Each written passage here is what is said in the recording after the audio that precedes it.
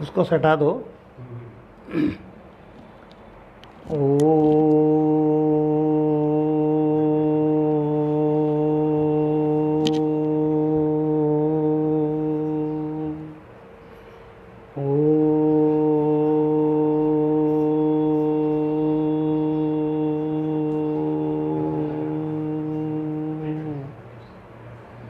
ध्यानमूलं गुरुर्मूर्तिं पूजामूलं गुरुर्पदं मन्त्रमूलं गुरुर्वाक्यं मोक्षमूलं गुरुकृपा मोक्षमूलं गुरुकृपा गुरुकृपा हि केवलं गुरुकृपा हि केवलं गुरुकृपा हि केवलं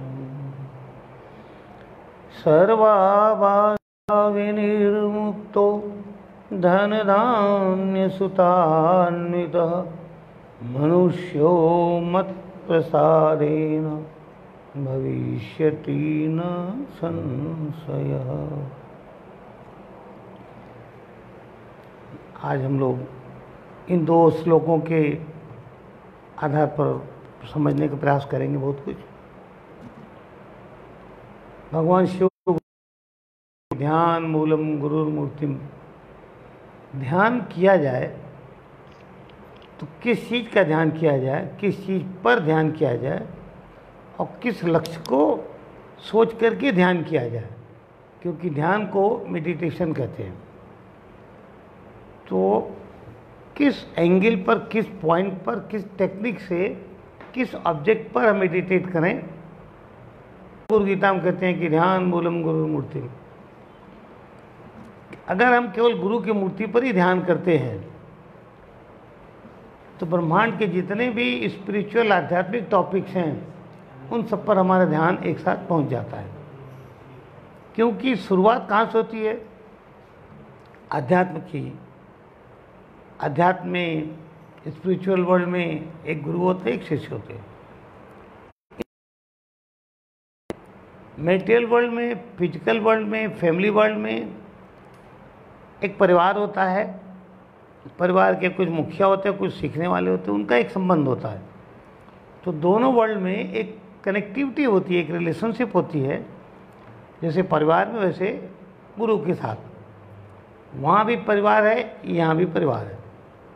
स्पिरिचुअल वर्ल्ड का परिवार आपका बहुत बड़ा है, जिसकी आप कल्पना नहीं कर सकते, क्योंकि उस परिवार में अगर आप कनेक्ट होते हैं तो आपके साथ विष्णु हैं, ब्रह्मा हैं, शिव हैं, देवी है, दुर्गा है, लक्ष्मी है, काली है, सब हैं। वो स्पिरिचुअल फैमिली है, बहुत बड़ी, वेरी वास्ट, अनलिमिटेड। तो उस फैमिली में आपको उतने लोगों की सहायता मिलती है। लेकिन अगर आप गलती करते हैं तो लोगों का आपको डांट भी मिलती है। जैसे हम भौतिक जगत में देखते हैं तो हमारा परिवार है, मम्मी पापा, पोते, फ्रेंड्स, रिलेटिव, ये हमारा एक सेटअप है, कुनबा है। यहाँ भी अगर गलतियाँ करेंगे तो लोग नाराज करेंगे, तो यहाँ भी दंड देंगे, यहाँ भी पुरस्कार देंगे। तो दोनों वर्ल्ड जो है, ये स्पिरिचुअल और मटेरियल वर्ल्ड दोनों पैरेलल चलता है। पर इन दोनों वर्ल्ड में एक संबंध तो चलता है, या मित्रता का चले, या प्रेम का चले, दुश्मनी का चले, कहीं न कोई न कोई संबंध तो हर अवस्था में रहता ही है। पर ये सारे संबंध किस आधार पर अच्छे या बुरे बनते हैं, उसको हमें कभी कभी बैठ के शांति से एनालाइज करना चाहिए। और ये चीज़ें आर्गुमेंट करके नहीं समझी जा सकती। प्राय ये होता है कि शिष्य लोग आते हैं, गुरुजी हमारी ये समस्या, वो दुनिया भर का आर्गुमेंट करेंगे। और जब उन्हें बोलो कि भाई अपना खुद रूट ढूंढो, तुम्हारी हर समस्या का समाधान उसकी जड़ में जाओ, पहले समाधान करो, तो कोई जाना अंदर इन डेप्थ नहीं चाहता। इसके लिए भगवान शिव कहते हैं कि पहले ध्यान करो। ध्यान करने का मतलब है कि मेडिटेट करो कि आखिर हमारी बाधा पहले क्या है। मैं ये नहीं कह रहा हूँ पहले आप ईश्वर को प्राप्ति कर लो, पहले अपना टोटल मेडिटेशन करो अपनी बाधा के ऊपर, अपनी प्रॉब्लम के ऊपर। जो प्रॉब्लम तुम फेस करो पहले उस पर पूरा फोकस हो जाओ।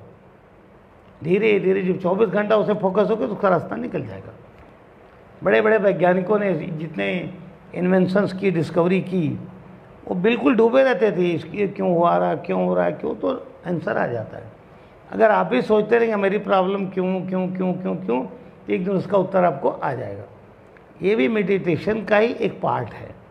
केवल ये मेडिटेशन नहीं कि आँख बंद खाली ज्योति ढूंढ रहे हैं, वो तो समस्या लाइफ की कम होती है तब उस मेडिटेशन में हम आगे डेवलप हो पाते हैं, नहीं तो लाइफ की समस्या के नीचे लाके पटक देती है।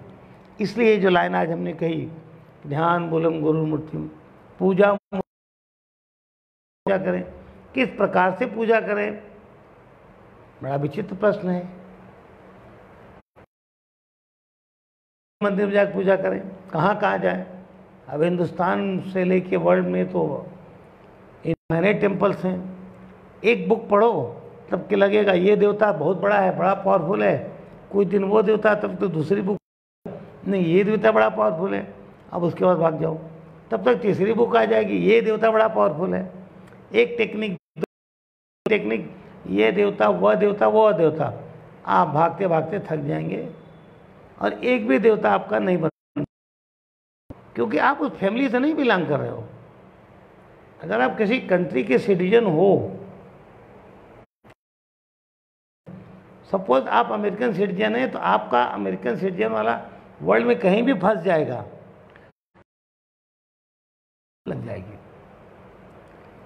उसी तरह से अगर आप आध्यात्मिक वर्ल्ड के सिटीजन हो तो आपकी कोई समस्या होगी तो आध्यात्मिक वर्ल्ड के सारे देवी देवता आपके समाधान के लिए लग जाएंगे। लेकिन अगर प्रॉपर सिटीजन हो, तो डिफॉल्टर हो, तो उसी देश वाले आपको जेल में डाल देंगे। उसी तरह से यहाँ भी वही। तो पहला ये समझिए कि पूजा मूलम गुरु पदम, कहाँ पूजा करें, किसकी पूजा करें, तो गुरु के पांव, चरण, फुट जो है वहाँ प्रणाम करें। अब प्रणाम करने, पूजा का मतलब ये नहीं कि उस पर हम जल डालें, पानी डालें, दुनिया भर की चीज़ डालें, ऐसा नहीं है। पूजा का मतलब होता है एक प्रेम, उसको देख करके हमारे मन में एक प्रेम उत्पन्न हो और हमको लगे कि हमने बहुत बड़ा कुछ अचीवमेंट पा लिया। अब आप बोलेंगे गुरुजी आपका पाँव तो पूजा करें, उसके लिए शास्त्रों ने एक विधान दिया, गुरु पादुका पूजन का विधान, कि गुरु की पादुका, पहले तो खड़ाऊँ पहनते थे लोग, अब तो जूते चप्पल पहनते हैं, अब तो अलग सेटअप है। तो खड़ाऊँ लकड़ी की होती तो पवित्र मानी जाती थी, और ये स्किन के जो आइटम बनते हैं चमड़े के, इनको इतना पवित्र नहीं मानते, तो उसको तो नहीं रखते जल्दी। तो उसके लिए या तो छोटी खड़ाऊँ की लकड़ी की अच्छी बनवा के उस पर गुरु की प्राण प्रतिष्ठा शक्ति की जाए पादुका की, या मरकरी का पारे का बनवा के अपने घर में रखा जाए, उसको बोलते हैं गुरु पादुका। उस पर पूजन करें, आपको सारे पूजन वही फल मिलते हैं जो गुरु के रियल पाँव को छू के प्राप्त हो सकता है। इस विषय का ध्यान रखें। पूजा मूलम गुरु पदम। मंत्र मूलम, कौन सा मंत्र जप करें गुरु जी? ललिता जपें, बहुत धन देगी। बगला माई जपें, शत्रु संहार करेगी, टोना टोटका काटेगी। कुबेर जपें, धन देंगे। मातंगी जपें, परिवार में पीस होगा। ना, आपकी लाइफ सिंपल कॉम्प्लेक्स नहीं है, हर जगह कुछ ना कुछ है। या तो धन नहीं, या तो शांति नहीं, या तो फैमिली में डिस्टर्बेंस है, शादी नहीं हो रही है, कोर्ट कचहरी में फंसे हैं, बीमारी है, गिनने को जाओ तो एंड नहीं है। अब हर चीज़ के लिए कितने देवता पकड़ोगे? अब आप भी बोलो गुरुजी, आप भी तो कभी कहते बगला पकड़, कभी धुमावती पकड़, कभी ये पकड़, कभी वो पकड़। कहता तो मैं भी हूँ। आधे लोग कंफ्यूज हो जाते क्या करें। तो मैं आपको मेटेरियल वर्ल्ड के हिसाब से समझा रहा हूँ पैरेलल। अगर आप कोर्ट कचहरी की पुलिस की किसी प्रॉब्लम में फंस गए तो आपको डेफिनेटली वकील की सहायता लेनी पड़े, कोर्ट में जाना ही पड़ेगा। आपका कुछ एक्सीडेंट वगैरह हो गया तो आपको डॉक्टर के पास जाना ही पड़ेगा। बीमारी हो गई डॉक्टर पास जाएंगे। और अगर कुछ शादी नहीं हो रही, कुछ नहीं हो रहा है, तो कहीं न कहीं जाके भाई ढूंढेंगे क्या करें। तो उस टाइप का हेल्प चाहिए। इसलिए शास्त्रों में ये कहा गया है कि अपना एक इष्ट देवता रखते हुए, एक गुरु एक इष्ट, उसके साथ ही हमको अनेक अनेक देवी देवताओं की सहायता चाहिए, क्योंकि जीवन बहुत कॉम्प्लेक्स है, इसमें एक चीज़ नहीं चलेगी। लक्ष्मी ने आपको बहुत धन दे दिया फॉर एग्जाम्पल, अन्नपूर्णा ने आपको श्राप दे दिया, तब क्या करेंगे लाइफ को? आपकी लाइफ फेल हो जाएगी।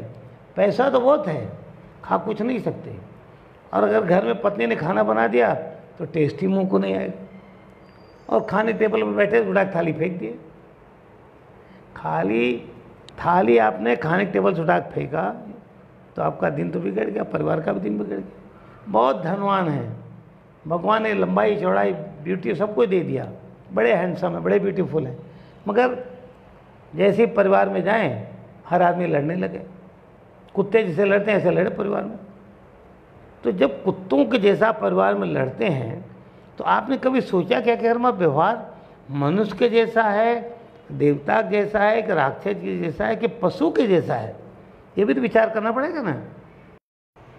जब लोग बोलते हैं कि ये एनिमल इंस्टिंक्ट है, इसका मतलब आपके अंदर भी वो इंस्टिंक्ट है, और ब्रह्मांड के जितने भी सीड्स, चाहे राक्षस के हों, चाहे पशु के हों, चाहे पक्षी को, सब सारे के सारे इंस्टिंक्ट्स आपके अंदर हैं, क्योंकि आप ब्रह्मांड में सब कुछ लेके ही हैं। तो इन चीज़ों को समझना पड़ता है। अब शास्त्र आगे कह रहा है कि पूजा मूलम गुरु पदम, मंत्र मूलम गुरु वाक्यम। जो गुरु कह दे कि भाई जाओ ये करो तुम्हारा कल्याण हो जाएगा, वही आपके लिए मंत्र है। एक एग्जांपल दे रहा हूँ आपको, नारद जी का और वाल्मीकि का। वाल्मीकि का पूरा चैप्टर आप जानते हैं, मैं डेप्थ में नहीं जा रहा हूँ। नारद जी ने कहा कि तू इतनी हत्या कर रहा है, मारकाट कर रहा है, तेरा क्या होगा? देता हूँ, तू राम राम कर। क्या मंत्र दिया? तू राम राम कर। राम आता ही नहीं। ये कहावत है ना कि पूरी जिंदगी निकाल दो लेकिन लास्ट में आपकी ज़बान पर डेथ के टाइम पर राम शब्द नहीं आता है। अब उसने लाइफ में अच्छा कुछ किया ही नहीं था, मार काट किया था, अब राम उसकी ज़बान पर आता ही नहीं। वो बोलना चाहता अटक जाता है, क्योंकि वहाँ बगलामुखी खड़ी है। पुण्यात्मा होगा तो बगलामुखी ज़बान खोलेगी, ये ध्यान रखना। तो जो पुण्यात्मा होगा बगलामुखी ज़बान खोलेगी तो आपके ज़बान से देवता का भी नाम आएगा, मीठी वाणी भी जाएगी, सब कुछ अच्छा जाएगा। तब आपकी ज़बान से मंत्र का भी जप होगा, नहीं तो कुछ होने वाला नहीं है। जैसे ही कोई बोलेगा मंत्र जप, आप उसको गाली देने लग जाओगे। तो नारद ने कहा ठीक है। अब नारद तो बगलामुखी के ओरिजिनल ऋषि हैं। आप विचार करना है टॉपिक को, बड़ा स्ट्रॉन्ग रिलेशनशिप है। नारद को पता हो गया कि इसकी जीव को तो बगलामुखी होल्ड कर रही है, ये राम तो नहीं बोल पाएगा, बराबर है। तो मंत्रों की जब हम जाते हैं तो उसमें अनुलोम विलोम दोनों प्रकार के मंत्र चलते हैं।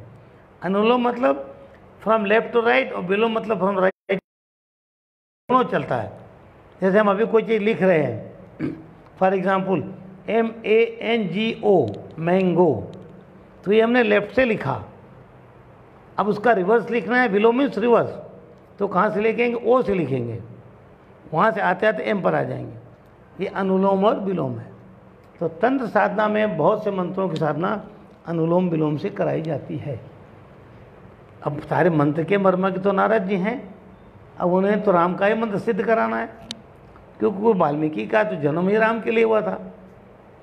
तो उन्होंने कहा ठीक है मत बोल, तो मरा मरा बोल।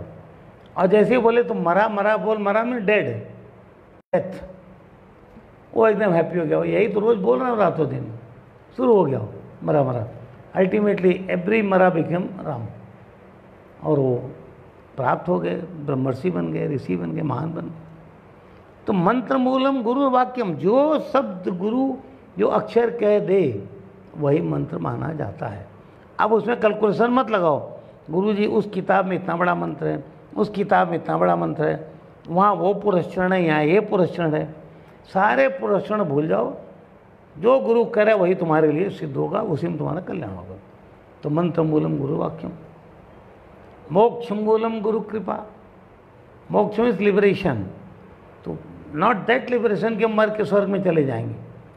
लिबरेशन मीन्स हमारे जीवन में इस समय जो समस्या है, मुक्ति, आप जेल में बंद हैं तो जेल आपका कारागार है, उसमें से आपको लिबरेशन हो जाए, मुक्ति हो जाए, जेल के बाहर जाए। किसी भी बाधा में फंसे हुए हैं उससे मुक्ति हो जाए, प्लेनेट की बाधा में फंसे उससे मुक्ति हो जाए। तो जहाँ जहाँ भी मुक्ति चाहिए, आपकी पीस डिस्टर्ब है वो मुक्त हो जाए। तो उस मोक्ष में के अर्थ तो बहुत व्यापक हैं, very wide spread meaning for the letter and word moksha. तो शिव कह रहे हैं हे पार्वती मोक्ष मूलम गुरु कृपा। अगर गुरु प्रसन्न हो गया, गुरु ने कृपा कर दी, तो जितने भी प्रकार के मोक्ष आप समझ सकते हो सब कुछ प्राप्त हो जाता है। इसीलिए गुरु सर्वोपरि माना जाता है। इसलिए भगवान शिव कहते हैं पार्वती गुरुर् ब्रह्मा गुरुर्विष्णु गुरुर्देवो महेश्वर। इन तीनों देवताओं के अतिरिक्त ब्रह्मांड में कोई काम नहीं हो सकता। और उनकी तीनों शक्तियाँ महाकाली, महालक्ष्मी, महासरस्वती, इनके बिना भी कुछ नहीं हो सकता।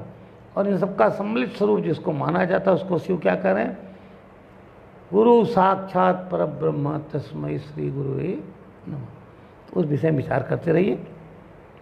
अब आपका ध्यान मैं एक दूसरे टॉपिक पर ला रहा हूँ। 3 क्वालिटी के मनुष्य होते हैं। अब आप विचार कीजिएगा आप किस क्वालिटी में हो, किस क्वालिटी में आपको जाना चाहिए। आपको ये काम आपका है, तो गुरु आपको निर्देश देगा, मार्गदर्शन देगा, गाइडेंस देगा और निश्चित रूप से आपके जीवन को सफल बना के ही छोड़ेगा। एक 20 साल का मरीज आ जाए, एकदम क्रोनिक मरीज, डॉक्टर के पास, तो डॉक्टर को टाइम लगता है उसको ठीक करने में। कहीं ऑपरेशन करेगा, कहीं उपवास कराएगा, कहीं दवाई देगा, कहीं कुछ कराएगा, कहीं योगा कराएगा, धीरे धीरे ठीक कर डालेगा। तो गुरु के पास भी जो आप दुनिया भर का लेके आए रहते हो उसको धीरे धीरे धीरे धीरे डायलिसिस करके, सर्जरी करके, ये करके वो करके परफेक्ट बना देता है। तो 3 कैटेगरी के मनुष्य हैं। आप विचार करना कि आप किस क्वालिटी के हैं। भर्तृहरि का नाम आपने सब सुना होगा। गोरखनाथ जी के शिष्य राजा भर्तृहरि राजा थे। उन्होंने लिखा कि प्रारब्धते न विघ्न भय न निश्चय। कोई काम आ गया आपके सामने, अब जैसे आपके सामने एक काम तो है, सबसे बड़ा काम क्या है? अगर आपसे पूछो तो आप उत्तर नहीं दे पाएंगे, लेकिन आप लोग फेस टू फेस नहीं हैं, पर आप विचार कीजिएगा कि सबसे बड़ा काम क्या है। 2 मिनट सोच लेना, सबसे बड़ा काम क्या है, सोच लेना अपने मन में। अब आगे चलें। तो सबसे बड़ा काम तो निश्चित रूप से ईश्वर की प्राप्ति है। उससे बड़ा काम तो कोई नहीं हो सकता। और ये मनुष्य जीवन दिया ही भगवान इसीलिए कि आप ईश्वर को प्राप्त कर लें। वो तो चलो सबसे बड़ा काम है। आपकी ज़िंदगी में मान लीजिए कि सबसे बड़ा काम है एक बिजनेस करना, व्यापार करना, नौकरी करना, या सुबह टाइम पर उठ जाना भी बहुत बड़ा कठिन काम है। बहुत से लोग उठ ही नहीं पाते सवेरे। सबसे बड़ा काम है हेल्दी रहें। इस समय सबसे बड़ा काम ये है कि कोरोना से हम बच जाएं। धर्म जो है ना वो भी कई प्रकार का होता है। सनातन धर्म, उसमें सब आ गया। युग धर्म, सज्जू का धर्म, द्वापर का, त्रेता का, कलयुग का, ये तो हो गए वो धर्म जो आप पढ़ रहे हो, सुंदर समझ रहे हो। और धर्म ये हिंदू मुसलमान नहीं होता है। और एक होता है आपद धर्म, इमरजेंसी में कोई धर्म आ गया, राइट। आप लहसुन प्याज नहीं खाते और कहीं ऐसी जगह में फंस गए महीनों कि जहाँ उसके अलावा कुछ खाने को मिले ही नहीं, तो क्या करेंगे? बिना खाए मर जाएंगे? ये खा लेना चाहिए। बुद्धिमानी क्या कहती है? सबसे बड़ा धर्म ये कि हम अपने शरीर को ये के प्रकार बचा लें और जिंदा इसको रख लें। क्योंकि अगर शरीर जिंदा है, बचा हुआ है, तो आगे सारे काम हो जाएंगे, ईश्वर प्राप्त हो जाएगा। और अगर ये नहीं बचा तब कुछ भी नहीं कर पाएंगे। यहाँ तो ऐसे लोग बोले नहीं उस डॉक्टर से हम दवा नहीं कराएंगे। अरे भाई उस समय वही मिला, उससे दवा करा लो, कोई बुराई नहीं है। नहीं वो छू दिया, आप तो हम पानी नहीं पिएंगे। अरे मर जाओगे बिना पानी के, जो भी पानी आ रहा है उसको पी लो। ये सब कौन से धर्म है? आपद धर्म, इमरजेंसी के धर्म। तो इन सभी धर्मों में इस समय हम लोगों के सामने कौन सा बड़ा धर्म खड़ा है? कोरोना का आपद धर्म, कि हमको हर हाल में कोरोना से बच जाना है। तो मैं आदमी क्वालिटी बता रहा हूँ, साथ में कोरोना भी बता रहा हूँ। आप थोड़ा अटेंटिव होकर सुनिएगा। प्रारब्धते न विघ्न भय न निश्चय। जो थर्ड क्वालिटी का आदमी है, जिसकी ज़िंदगी में कोई बड़े संकल्प नहीं है, कुछ करना ही नहीं है, भिखारी जैसा जी लेगा, उसमें बहुत खुश है, बोलता क्या है हम ठीक है, तो वो आदमी किसी बड़े काम का लक्ष्य कभी लेगा नहीं। जैसे उसको कुछ बोलो कि भाई ठीक है तो बम्बई चला जा, वहाँ 5 साल रहे तो बड़ा सफल हो जाएगा, वो मालूम क्या बोलेगा, बम्बई बड़ी भीड़ है, बड़ी तकलीफ है, भागना पड़ता है रातों दिन, बहुत काम करना पड़ता है गुरुजी। और कोई बोल दे चलो गुरुजी का आश्रम चले जाओ, जरा 2-4 साल रहो सुधर जाओगे। गुरुजी का आश्रम पे बाप रे बाप कौन जाएगा, बहुत काम है, न सोने देंगे न जगने देंगे, कुछ नहीं, हर पल पता नहीं क्या क्या कर, इतना काम करा देंगे कि हमसे नहीं, हम नहीं जाएंगे। आपको बोल दिया कि जाओ खेत में काम करो, ये लो खेत, ये लो बैल, ये लो ट्रैक्टर, ये लो बीज, ये लो खाद, सब दे दिया, पंपिंग सेट भी दे दिया, अब जाओ खेती करके उगाओ। अरे इतना बड़ा काम मेरे से थोड़ी होगा, हमको सरकार 5-6 हज़ार रुपये महीना दे देगी चलेगा, ये हमसे नहीं होगा। बोलो जाओ स्कूल में पढ़ो, IAS बनो, IIT इंजीनियर बनो, कुछ बनो, मेडिकल डॉक्टर बनो, पढ़ो, मेहनत करो। इतना मेहनत करके क्या फ़ायदा, हम जाके ठेला पे सब्जी नहीं बेच लेंगे, बेच ले सब्जी। तो ये जो थर्ड क्वालिटी का आदमी है कि जिनको अपने लेवल से ऊपर उठना ही नहीं है, अच्छी तरह समझना कि हमारा ये लेवल है, हमको इससे ऊपर नहीं उठना है। अब भले मैं आपको भाग्य से मिला हूँ, आप मुझे भाग्य से मिले, मैं कह रहा हूँ बगलामुखी तक जाइए, मैं कह रहा हूँ कि सिद्धाश्रम में जाइए, अपना अड्डा जमा लीजिए, सिद्धाश्रम में बुकिंग करा, सीट रिजर्व करा लीजिए, बैठिए, जाइए, उसको देखिए। आप बोलेंगे अरे छोड़ो यार, ये सिद्धाश्रम उद्धाश्रम कुछ नहीं होता ही नहीं, रखा क्या है, तो नहीं रखा तो नहीं रखा। तो ये थर्ड कैटेगरी का आदमी है कि जो बड़ा संकल्प कभी लेती नहीं, और वो बड़े लोगों के पास कभी बैठेंगे भी नहीं। आपको एक अच्छा मकान दे दिया जाए बड़ा साफ़ सुथरा, तो उस मकान को रोज़ झाड़ू पोछा मार के नीट एंड क्लीन भी तो रखना पड़ेगा। अब आप बोले हम ही तो रहते हैं तो झाड़ू पोछा की ज़रूरत क्या है, ठीक है मत मारो, तो कुछ दिन में धीरे धीरे वहाँ झाले, मकड़ी, कबूतर, ये वो अंडे सब हो जाएगा, कीड़े मकोड़े भर जाएगा, उसी में आपको 500 बीमारी पकड़ लेगी। जिसमें कुछ भी नहीं हो सकता तो आपको 500 बीमारी आके पकड़ लेगी। तो ये तो आपकी महानता है अगर आप उस क्वालिटी के हैं। तो भर्तृहरि कह रहे हैं कि प्रारभते न विघ्न भय न निश्चय। जो थर्ड कैटेगरी का आदमी, नीच श्रेणी का, निम्न श्रेणी का, लोअर कैटेगरी का, वो कभी भी किसी काम को शुरू ही नहीं करेगा डर के मारे कि बहुत सी प्रॉब्लम आएगी। किस बात का डर, ये करने में ये प्रॉब्लम है, अब समझना जरा। तो कुछ नहीं बन सकते, वो भविष्य उनका कुछ होगा नहीं।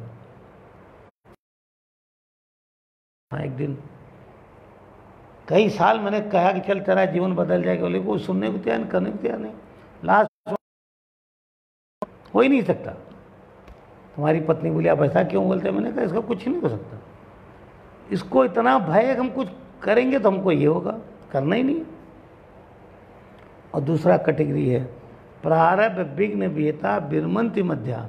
शुरू तो कर देंगे बड़े जो, हाँ गुरु जी अब भी मैं जा रहा हूँ, हनुमान जी की जो आपने साधना दी है ना 3 दिन वाली, अभी पूरी कर दूंगा। अरे बगला क्या गुरु जी, इसको तो प्रकट कर ही लूँगा ना गुरु जी, बस आप आशीर्वाद दे दो। मेरी समझ में नहीं आता कि जब गुरु जी कह रहे हैं कि भाई जा तो बगला प्रकट कर, तो उसमें गुरु जी का आशीर्वाद नहीं है। मेरा ही विचार है कि तुम प्रकट करो तो उसमें मेरा आशीर्वाद नहीं है, और अगर मेरा आशीर्वाद नहीं तो उसमें क्या मेरा श्राप लगा है क्या, मैं तुमको बिना बात का काम करवा रहा हूँ क्या। लेकिन तुम्हारी बुद्धि दूषित है, तुम्हारा जो मन का जो आईना है ना चेहरा, उस पर साफ नहीं तुमको दिखता है। तुम्हारे घर में एक मिरर है, मिरर पे डस्ट जमा हुआ, तुम्हारा चेहरा उसी मिरर में टेढ़ा मेढ़ा दिखेगा। जब उसको अच्छी तरह साफ करो तब बिल्कुल क्लियर दिखेगा, तब आपको लगेगा हाँ हमारा चेहरा कितना भगवान ने सुंदर बनाया। तो जब मैं कह रहा हूँ कि तुम्हें ये प्रकट करो, ये करो, ये कार्य करो, ये कार्य करो, तो उसमें मेरा आशीर्वाद है, और उसमें मेरा आशीर्वाद नहीं रहता है, सभी देवताओं की इच्छा और उनका आशीर्वाद भी रहता है। और मेरा कोई आशीर्वाद, कोई इच्छा नहीं, ये सारा तो गुरुओं की कृपा से होता है।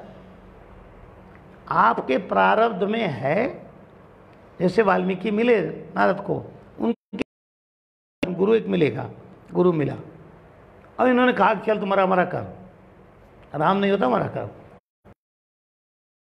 पा गए। यहाँ तो स्थिति ये बनती है कुछ भी कहो कोई करेगा ही नहीं।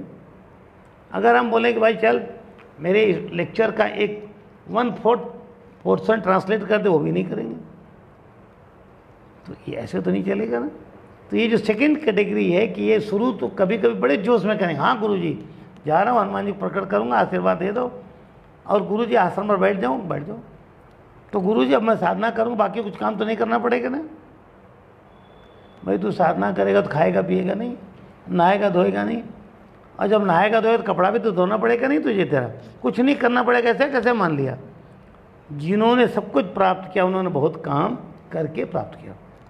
और 10 दिन मान लो साधना है, कोई 3-4 दिन बीतेगा वो छोड़ देगा, क्योंकि 3-4 दिन में जो हमने साधना काल के 6 दोष बताए हैं, मैं इसमें वो टॉपिक नहीं रेज कर रहा हूँ, वो 6 दोष एक साथ लग जाएंगे,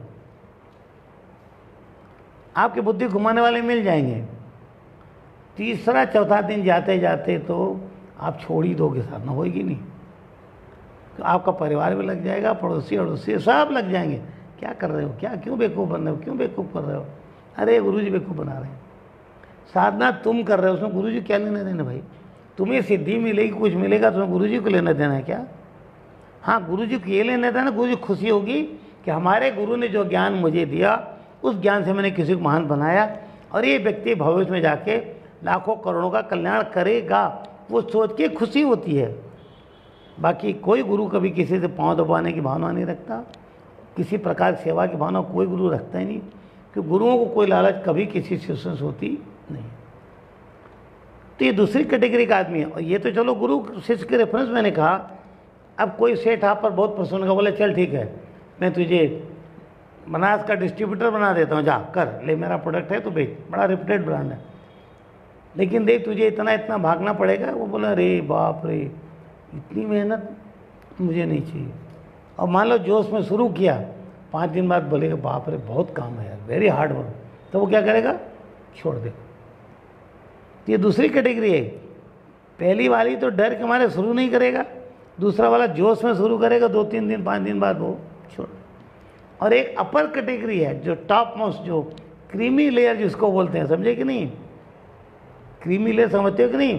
जो बिल्कुल टॉप पर ही बैठे, वो राष्ट्रपति बनते हैं, प्रेसिडेंट बनते हैं, मुख्यमंत्री बना, ये जो टाटा बिरला बनते हैं सब, वो क्रीमी लेयर होते हैं। वो भले स्क्रैच से उठेंगे लेकिन वहाँ तक जाएंगे।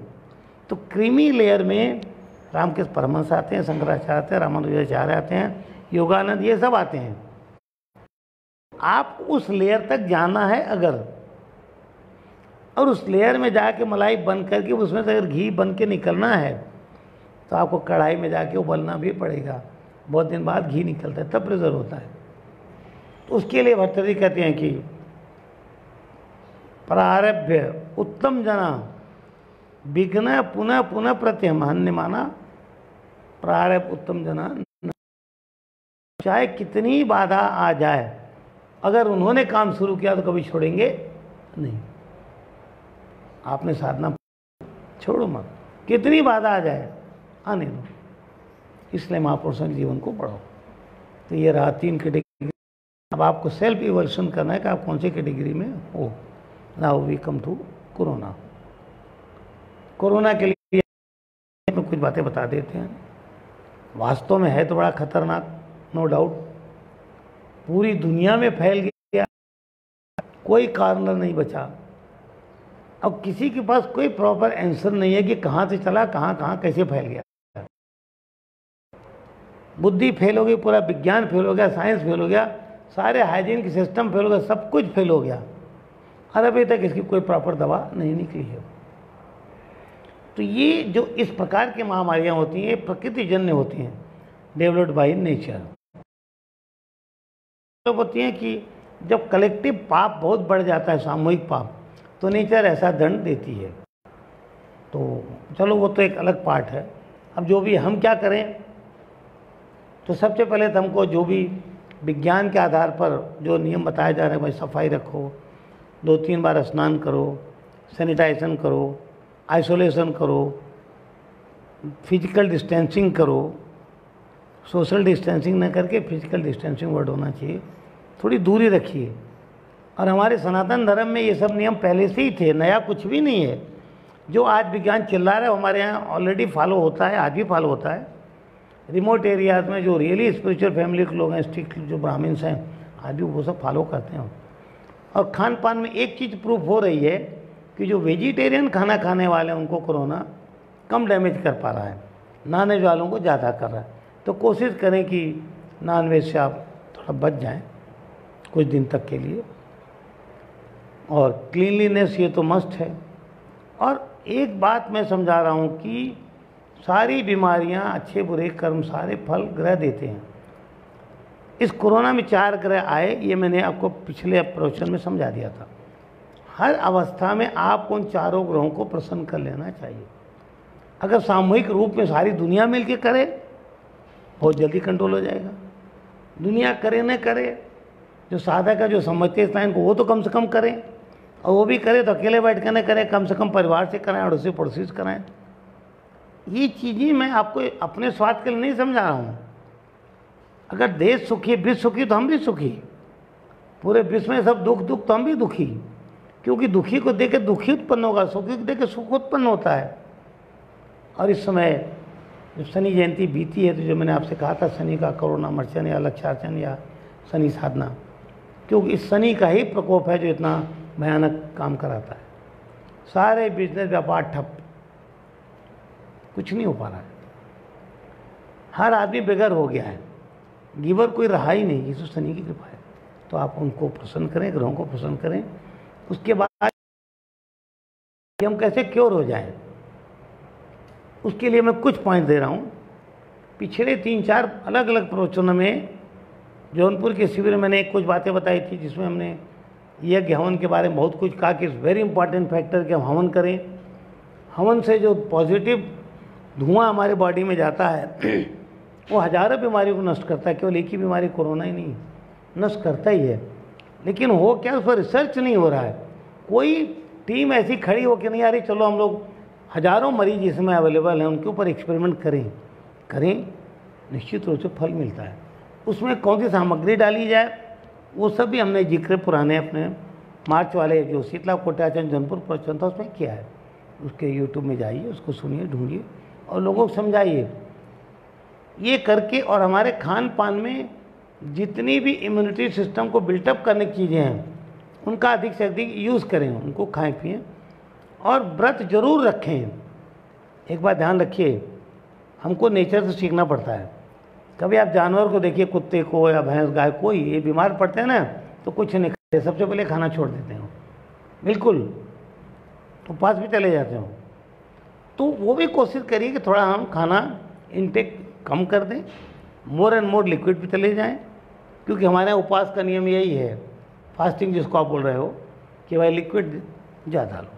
तो लिक्विड डाइट ज़्यादा लें, ज़्यादा ओवर ईटिंग न करें, हाथ को कब्ज न होने दें, कॉन्स्टिपेशन नहीं होने दें। और सबसे बड़ा जो पॉजिटिव एलिमेंट है जिससे कोरोना ही क्या हजारों बीमारियां नष्ट हो सकती हैं, वो है सन रेज। इस समय सन रेज अवेलेबल हैं most of the part of the world में। तो मॉर्निंग में जाके आधा घंटा 1 घंटा जिसको टाइम मिलता हो, बैठें उसकी धूप में जाके उनको प्रे करें आप। लेकिन आँख हमेशा बचाएं, आँख को डायरेक्ट कभी भी एक्सपोज न करें सन रेज को, आँखें डैमेज होती हैं। और जिनको सन बर्न वगैरह होता है तो बहुत लेट न जाएं, अर्ली जाएं। अर्ली मॉर्निंग जो सन रेज हैं up to 1 hour from sunrise बहुत स्ट्रांगली पॉजिटिव होती हैं। और इंडिया वाल में तो इसमें गर्मी है, तो अगर ये जाके 1 घंटा कहीं बैठते हैं तो इनके शरीर से बहुत पसीना निकलेगा। पसीना निकलने से आपके बॉडी के साइड टॉक्सिन्स निकलने लगते हैं।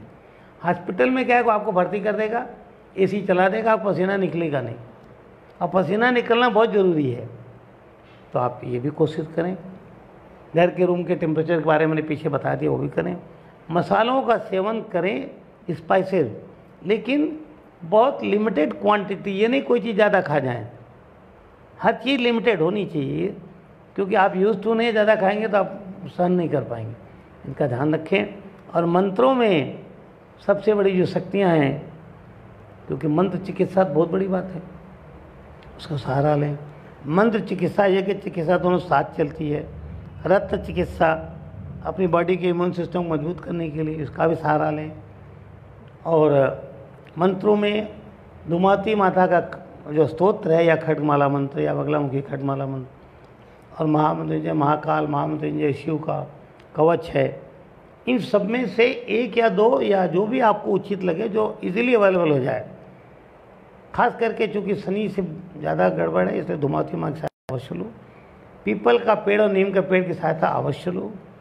जो लोग गांव में आ गए हैं, यूपी बिहार ये सब, इन लोगों के लिए भी एक मेरी राय है कि ये जाके क्वारंटाइन तो होना ही पड़ रहा है, आइसोलेशन सब कराना पड़ रहा है, तो वो जगह छाया रहती हो, नीम के पेड़ की छाया रहती हो, जहाँ गौशाला हो गाय के आसपास, क्योंकि गाय के गोबर में और गाय की यूरिन में बहुत प्रॉपर्टीज़ हैं बीमारियों को दूर करने की। उसके आसपास रहें। हो सके तो शाम को या तो अर्ली मॉर्निंग थोड़ा छोटा मोटा हवन कर लिया करें। लकड़ी भी गांव में मिल जाएगी, सामग्री भी मिल जाएगी। हवन में नीम की लकड़ी जरूर यूज़ कर लें। मैं सामग्री बता रहा हूँ, ये लक्ष्मी वगैरह हवन में नहीं यूज़ होती, ये आपको कोरोना के लिए बताया जा रहा है।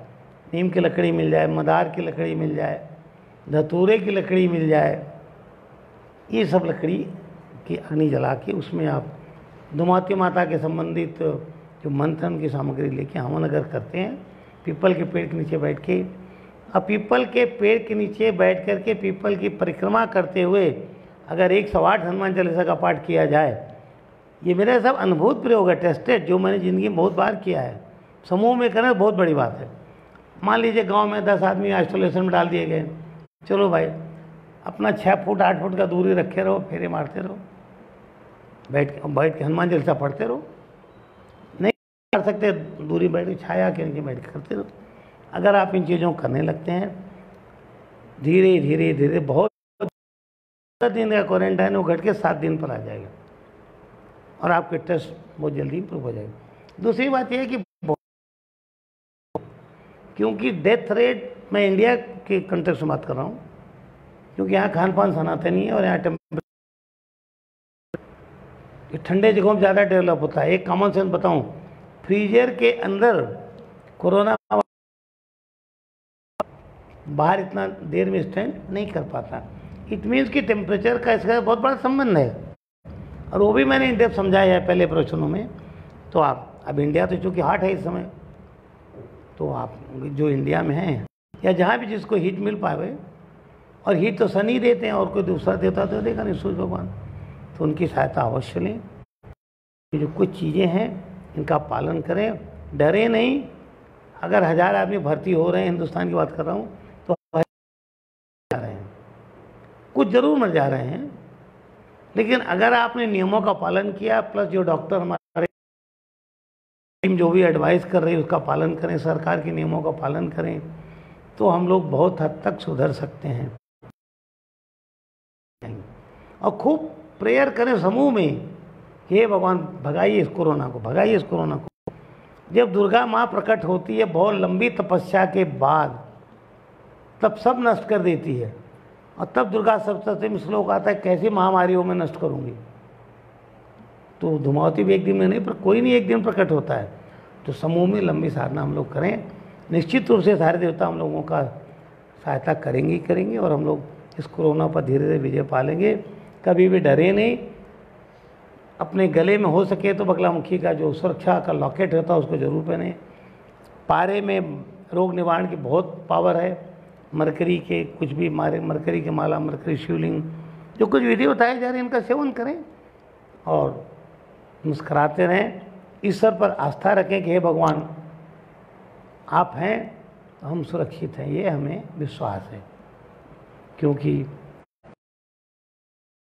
इन्हीं बातों के साथ मैं आज का प्रवचन समाप्त कर रहा हूँ, लेकिन जो रिवाइज समराइज कर दे रहा हूँ, टॉक समझाया गुरु का महत्व, फिर हमने समझाया कैटेगरी ऑफ पर्सन्स, लास्ट हमने कोरोना थोड़ा आपको हिंट दिया, और सूचना दे रहा हूँ संस्था की तरफ से कि एवरी संडे जब तक ये कोरोना इफेक्ट चल रहा है, जब तक हम लोग नहीं मिल पाते, 8:15 से 9 फेसबुक पे लाइव रहेगा, और ये सब कुछ रिकॉर्ड यूट्यूब में अपलोड हो जाता है, ये रहेगा ही रहेगा। अब बीच में कोई स्पेशल जयंती अगर आ गई, जैसा अभी धूमावती जयंती आ रही है 30 तारीख को, बटुक भैरव जयंती आ रही है 1 तारीख को, या भविष्य में जो भी आएगा, तो उस दिन भी टाइम यही रखा जाएगा 8:15 से 9। संडे प्लस स्पेशल कोई डेज आ गए तो आप लोग से ज़रूर मिलूँगा, और आप लोगों के मन में अगर कुछ क्वेरीज आती रहे तो आप संस्था को मेल करते रहें ताकि आप लोगों को उत्तर दिया जाए। दूसरी एक चीज़ है, मैं यहाँ पर अभी नवीन सिस्टम शुरू करना, एस्ट्रो मेडिसिन थेरेपी, मतलब पहले हम ज्योतिष के माध्यम देखें कि हमको क्यों बीमारी आ रही, क्या, फिर उसमें आयुर्वेद का भी सहारा लिया जाए। तो वो सिस्टम हमारे संस्था से शुरू हो रहा है। तो जिन लोगों को इसकी सहायता लेनी है वो अपना अपना भेज सकते हैं, और जो लोग इस फील्ड में एक्सपर्ट हों, मान लीजिए आपको ज्योतिष का थोड़ा नॉलेज, तो वो भी लिख के भेजें, गुरु जी हमको ये सहायता हम लोग आश्रम को देंगे। तो आपकी सहायता की जरूरत हमको इस डिपार्टमेंट में नया टू हेल्प अदर्स, तो आप इसमें हमारी सहायता करें। और जो तीसरा प्रपोजल जो गया है सबके पास, ट्रांसलेशन का, ऑडियो और राइटिंग में भी जो ये लेक्चर दिया जा रहा है, ये अंग्रेजी में ट्रांसलेट होगा, भी जाएगा, इसका ऑडियो कन्वर्जन भी होगा इंग्लिश में, प्लस अदर रीजनल लैंग्वेजेस में भी, गुजराती, मराठी, बंगाली, तमिल, तेलुगु सब में होगा। तो इसमें जो भी व्यक्ति सहायता कर सकते हों अपना अपना नाम भेजें, संपर्क करें, ताकि हम लोग विश्व भर में जो महाविद्या मिशन है सिद्धाश्रम का जो लक्ष्य, उसको पहुंचा सकें। आप सबको मेरा बहुत बहुत आशीर्वाद। आप लोगों ने मिलकर बड़ी बड़ी साधनाएं की वास्तव में, और शनि देव ने आप सबको दिल से आशीर्वाद दिया है।